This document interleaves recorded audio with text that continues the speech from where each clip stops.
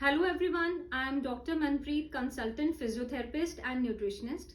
आज हम डिस्कस करेंगे साइकोसोमेटिक डिजीजेस के बारे में और मेंटल हेल्थ के बारे में। साइकोसोमेटिक डिजीजेस एक तरह से एक सोमेटिक डिजीजेस होते हैं जो उन पेशेंट्स में पाए जाते हैं जिनकी मेंटल हेल्थ ठीक नहीं रहती है। जैसे हम आजकल की ज़िंदगी देख रहे हैं जिसमें बहुत ही भाग दौड़ वाली ज़िंदगी है और हम एक ही पल में, एक ही दिन में इतने सारे काम करना चाहते हैं, इतना कुछ अचीव करना चाहते हैं जिसमें एक मैड रेस है। ऐसे केसेस में देखा गया है कि पेशेंट का जो माइंड है वो बहुत ज़्यादा हाइपर हो जाता है। यानी आप एक मेंटल लेवल पे पीसफुल बिल्कुल नहीं रहते और बहुत ज़्यादा हाइपर एक्टिव हो जाते हैं, जिसकी वजह से साइकोसोमेटिक प्रॉब्लम्स आती हैं पेशेंट में ड्यू टू मेंटल हेल्थ। ये साइकोसोमेटिक प्रॉब्लम्स हैं, एक तरह की साइकोलॉजिकल प्रॉब्लम, बट इसके बॉडी के ऊपर डिफरेंट तरह के फिजिकल सिम्टम्स प्रोड्यूस होते हैं।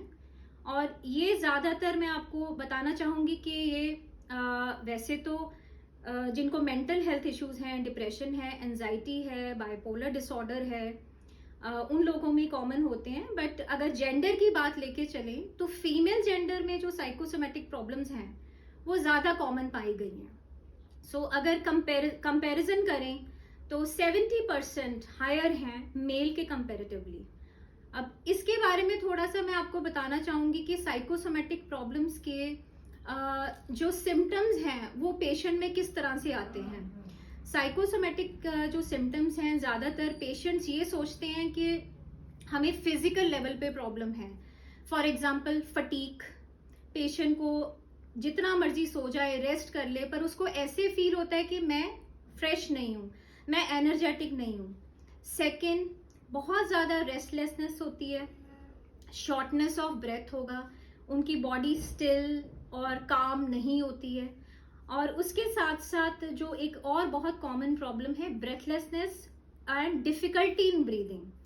कुछ पेशेंट्स को तो इस लेवल तक फिजिकल सिम्टम्स क्रिएट हो जाते हैं जिसको हम कहते हैं difficulty in breathing, shortness of breath. इसके साथ साथ थोड़े से माइग्रेन, हेडेक के issues, hyperacidity, stomach related problems भी जो हैं वो भी हाइपर सेंसिटिव माइंड या जो मेंटल इम्बैलेंस वाले पेशेंट्स हैं उनमें ज़्यादा पाई जाती हैं।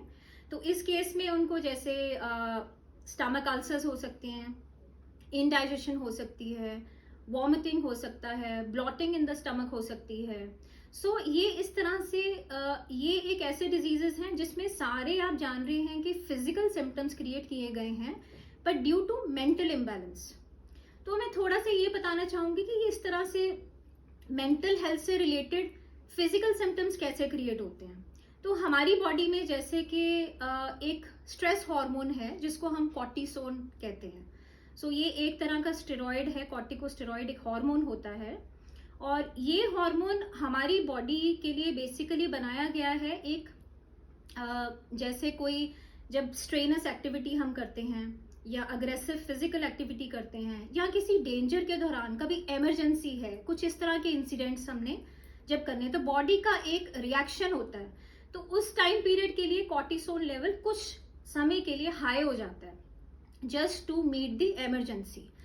पर क्या होता है कि कॉर्टिसोन का कुछ पेशेंट्स में हम लोग देखते हैं, जैसे मैं अपने क्लिनिक में देखती हूँ, मैं सबसे पहले फिजिकल लेवल के साथ साथ मेंटल बिहेवियर पेशेंट का और मेंटल हेल्थ पे भी काफ़ी फोकस करती हूँ।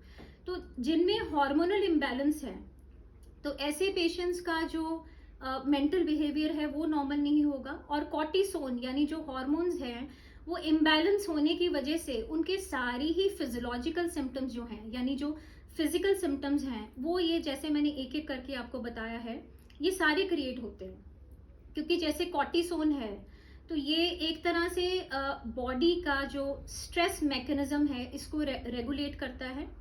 ये हमारी बॉडी की मेटाबॉलिज्म को रेगुलेट करता है।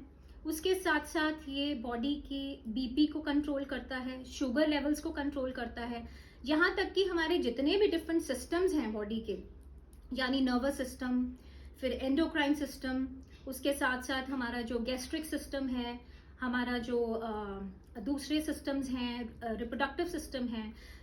कॉर्टिसोन जो है, इसका कॉर्टिसोन का डायरेक्ट इम्पैक्ट होता है सारे बॉडी के सिस्टम्स में।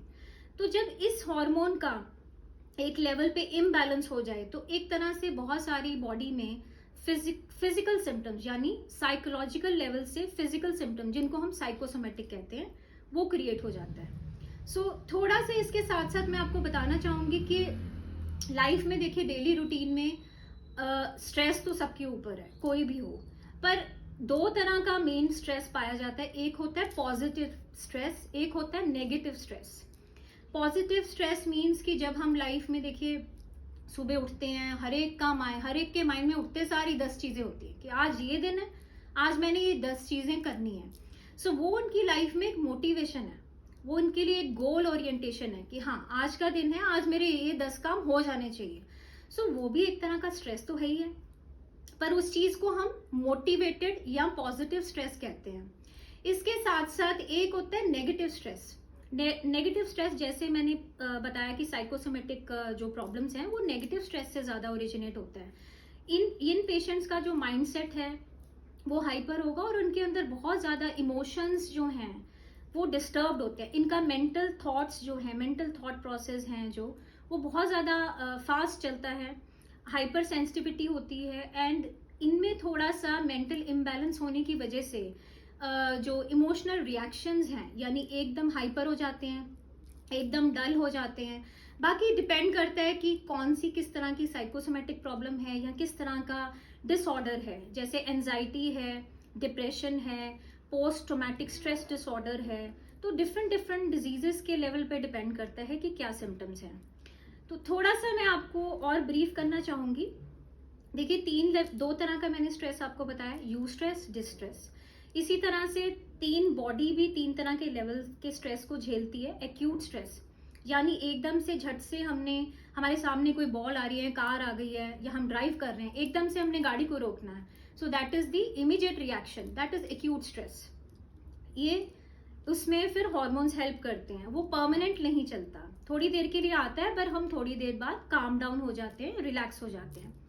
सेकेंड होता है क्रॉनिक स्ट्रेस, जैसे इन पेशेंट्स के बारे में मैंने बताया जिनमें साइकोसोमेटिक डिजीजेस हैं, कुछ 2 साल से 3 साल से या बहुत सालों से उनकी हेल्थ मेंटल लेवल पे ड्यू टू सर्टन रीजन, जैसे कुछ लोग अपनी पर्सनल लाइफ में खुश नहीं होते, कुछ लोग अपनी प्रोफेशनल लाइफ में खुश नहीं होते, या कईयों की लाइफ में वैसे बहुत हायर एम्बिशंस रखे हैं बट पर्सनल और प्रोफेशनल लाइफ को भी बैलेंस नहीं कर पा रहे। तो उससे भी कई बार क्या होता है कि हम एक क्रॉनिक स्ट्रेस को इकट्ठा कर लेते हैं जिसके अल्टीमेटली साइकोसोमेटिक लेवल पे सिम्टम्स बॉडी में आने लग जाएंगे।